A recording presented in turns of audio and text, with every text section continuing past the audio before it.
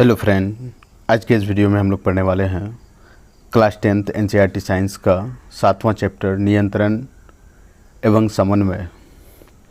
तो चलिए इस वीडियो को करते हैं स्टार्ट। सभी सजीव अपने पर्यावरण में हो रहे परिवर्तनों के अनुरूप अनुक्रिया करते हैं। पर्यावरण में हो रहे ये परिवर्तन जिसके अनुरूप सजीव अनुक्रिया करते हैं उद्दीपन कहलाता है, जैसे कि प्रकाश, ऊष्मा, ठंडा, ध्वनि, सुगंध, स्पर्श आदि। पौधे एवं जंतु अलग अलग प्रकार से उद्दीपन के प्रति अनुक्रिया करते हैं। जंतुओं में नियंत्रण एवं समन्वय ये सभी जंतुओं में दो मुख्य तंत्रों द्वारा किया जाता है। पहला है आपका तंत्रिका तंत्र, दूसरा है आपका अंतःस्रावी तंत्र। तंत्रिका तंत्र नियंत्रण एवं समन्वय तंत्रिका एवं पेशीय ऊतक द्वारा प्रदान किया जाता है। तंत्रिका तंत्र तंत्रिका कोशिकाओं या न्यूरॉन के एक संगठित जाल का बना होता है और वह सूचनाओं को विद्युत आवेग के द्वारा शरीर के एक भाग से दूसरे भाग तक ले जाता है। ग्राही तंत्रिका कोशिका के विशिष्टकृत सिरे होते हैं जो वातावरण से सूचनाओं का पता लगाते हैं। ये ग्राही हमारे ज्ञानेंद्रियों में स्थित होते हैं। हमारे शरीर में 5 ज्ञानेंद्रिय हैं। सबसे पहला है आपका कान, जिसका काम है सुनना और शरीर का संतुलन बनाना। आँख, प्रकाशग्राही और देखना, ये 2 उसका काम है। उसके बाद है आपका त्वचा, तापग्राही करना यानी कि ताप को महसूस करना, गर्म या ठंडा। उसके बाद स्पर्श। चौथे नंबर पे है आपका नाक। नाक है घ्राणग्राही, गंध का पता लगाना। उसके बाद है जीभ। जीभ है रस संवेदीग्राही और दूसरा काम है इसका स्वाद का पता लगाना। तंत्रिका कोशिका यानी कि न्यूरॉन, ये तंत्रिका तंत्र की संरचनात्मक एवं क्रियात्मक इकाई है। ये आपका न्यूरॉन का फिगर है। इसमें आपका एक साइड आपका स्टार शेप में बना होता है, जिसके कि बीच में एक गोलाकार है, उसको हम लोग केंद्रक कहते हैं। उसके बाद निचले हिस्सा को हम लोग कोशिका काय कहते हैं। ऊपर में जो आपका ये नज़र आ रहा है इसे हम लोग कहते हैं दुमिका। उसके बाद बीच में ये जो आपका गांठ वाला रस्सी की तरह नज़र आता है इसको कहते हैं तंत्रिका कक्ष। उसके बाद ये छोटे छोटे लंबे लंबे बाल के जैसा आपका जो नज़र आता है इसको कहते हैं तंत्रिका का अंतिम सिरा। तंत्रिका कोशिका यानी कि न्यूरॉन के भाग द्रुमिका कोशिका काय से निकलने वाली धागे जैसी संरचना जो सूचना प्राप्त करती है। नंबर 2 में है कोशिका काय। प्राप्त की गई सूचना विद्युत आवेग के रूप में चलती है। तंत्रिकाक्ष यानी कि एक्सॉन, ये सूचना के विद्युत आवेग को कोशिका काय से दूसरे न्यूरॉन की द्रुमिक तक पहुंचाता है। अंतर्ग्रंथ, यह तंत्रिका तंत्र के अंतिम सिरे एवं अगली तंत्रिका कोशिका के द्रुमिक के मध्य का रिक्त स्थान है। यहाँ विद्युत आवेग को रासायनिक संकेत में बदला जाता है जिससे ये आगे संचरित हो सके। प्रतिवर्ती क्रिया, किसी उद्दीपन के प्रति तेज व अचानक की गई अनुक्रिया प्रतिवर्ती क्रिया कहलाता है। उदाहरण के तौर पे किसी गर्म वस्तु को छूने पर हाथ को पीछे की ओर हटा लेना। प्रतिवर्ती चाप, प्रतिवर्ती क्रिया के दौरान विद्युत आवेग जिस पथ पर चलते हैं उसे प्रतिवर्ती चाप कहते हैं। उद्दीपन ऊष्मा ग्राही अंग यानी कि त्वचा द्वारा आपका इसको महसूस किया जाता है। उसके बाद इसका इन्फॉर्मेशन पहुंचता है मेरुज्जा में, वहां से ये आपका कार्यकर अंग यानी कि पेशी तक पहुंचता है।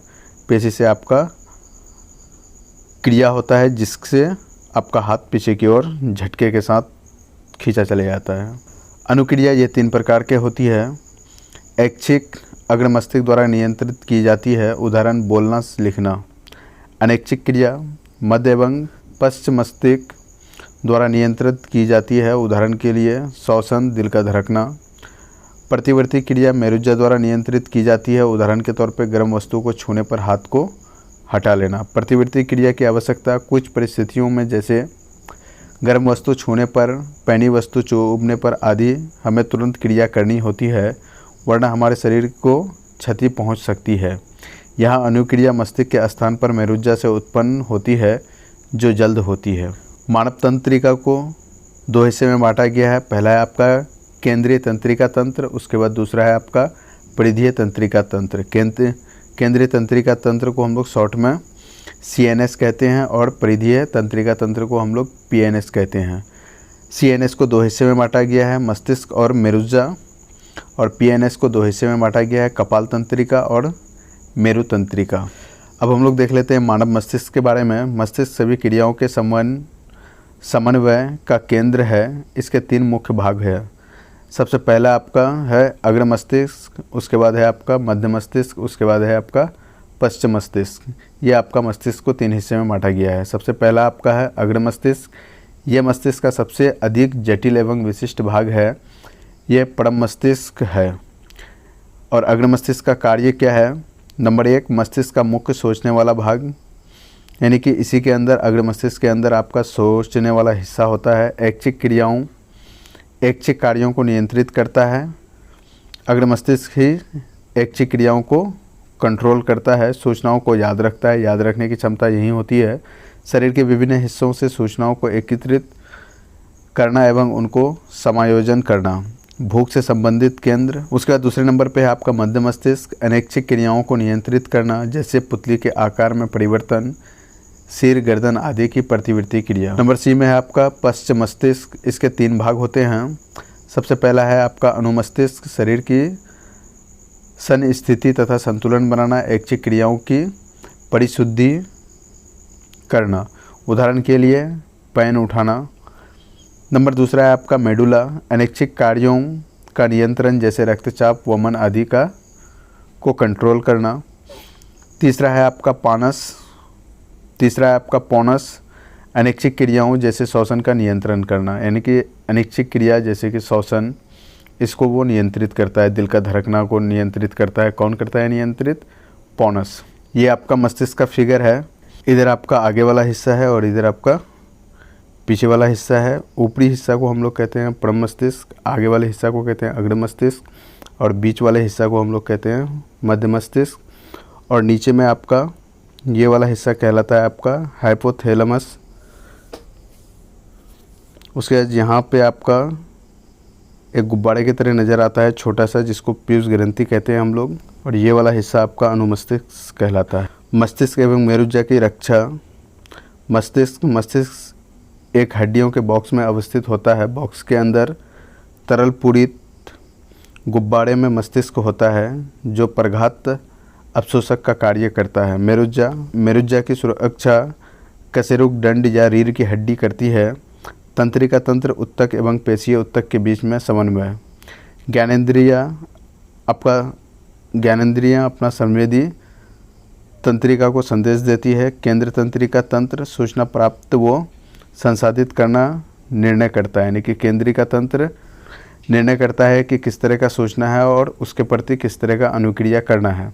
उसके बाद ये उसको तय करने के बाद आपको पेशीय उत्तक को इन्फॉर्मेशन पहुंचाती है और पेशीय उत्तक उसके प्रति अनुक्रिया करता है। विद्युत संकेत या तंत्रिका तंत्र की सीमाएं।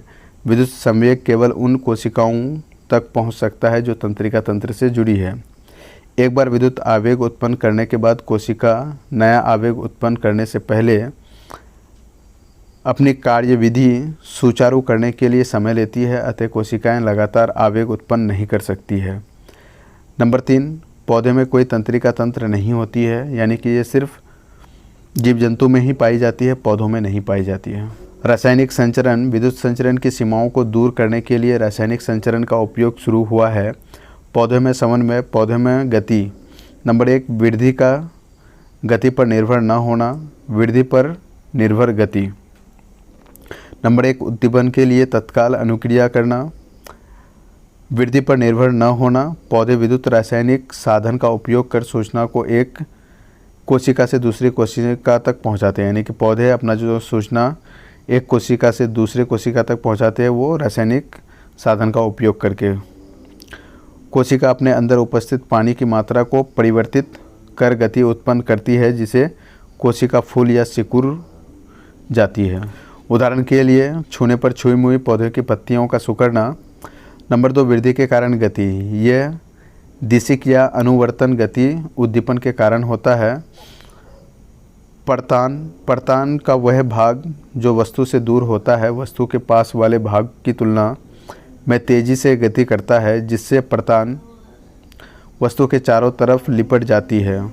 प्रकाशानुवर्तन, प्रकाश की तरफ गति करना।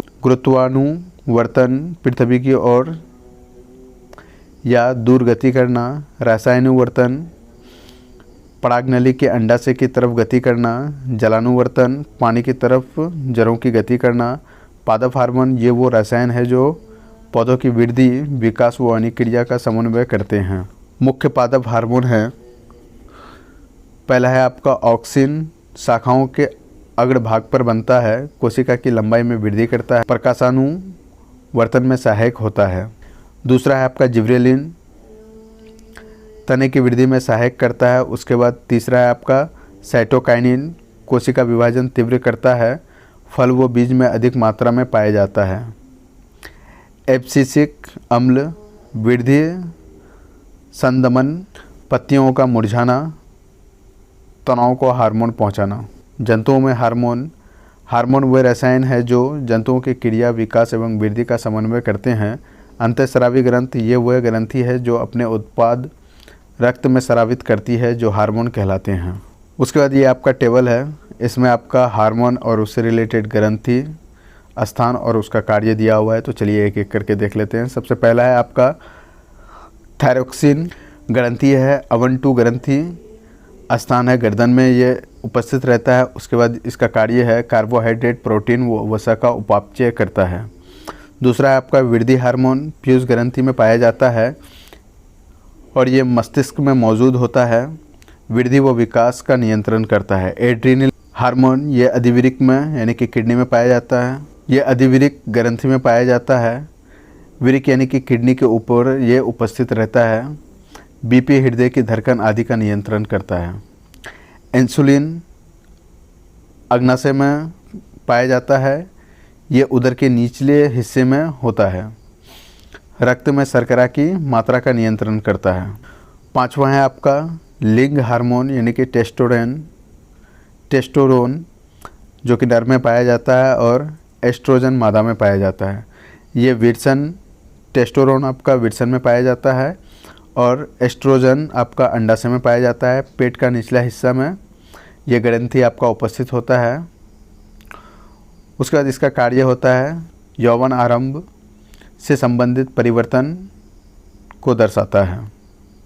उसके बाद हम लोग देख लेंगे आयोडीन युक्त नमक आवश्यक है। अप-2 ग्रंथि यानी कि थायराइड ग्रंथि को थायरोक्सिन हार्मोन बनाने के लिए आयोडीन की आवश्यकता होती है। थायरोक्सिन कार्बोहाइड्रेट, वसा तथा प्रोटीन के उपापचय का नियंत्रण करता है, जिससे शरीर की संतुलन वृद्धि हो सके। अतः अप-2 ग्रंथि के सही रूप से कार्य करने के लिए आयोडीन की आवश्यकता होती है। आयोडीन की कमी से गला फूल जाता है, जिसे गाइटर बीमारी कहते हैं। मधुमेह, डायबिटीज़, इस बीमारी में रक्त में शर्करा का स्तर बढ़ जाता है, कारण अग्नाशय ग्रंथि द्वारा स्रावित इंसुलिन हार्मोन की कमी के कारण होता है। इंसुलिन रक्त में शर्करा के स्तर को नियंत्रित करता है। निदान यानी कि इसका उपचार, इंसुलिन हार्मोन का इंजेक्शन लिया जाता है। पुनर्भरण क्रियाविधि, हार्मोन का अधिक या कम मात्रा में स्रावित होना हमारे शरीर पर हानिकारक प्रभाव डालता है। पुनर्भरण क्रिया ये सुनिश्चित करती है कि हार्मोन सही मात्रा में तथा सही समय पर स्रावित हो। उदाहरण के लिए रक्त में शर्करा के नियंत्रण की विधि। तो दोस्तों आज के इस वीडियो में इतना ही। अगर ये वीडियो आपको इन्फॉर्मेटिव लगा है तो इस वीडियो को लाइक और शेयर करें तथा इस चैनल में बने रहने के लिए इस चैनल को सब्सक्राइब करें। Thank you for watching this video.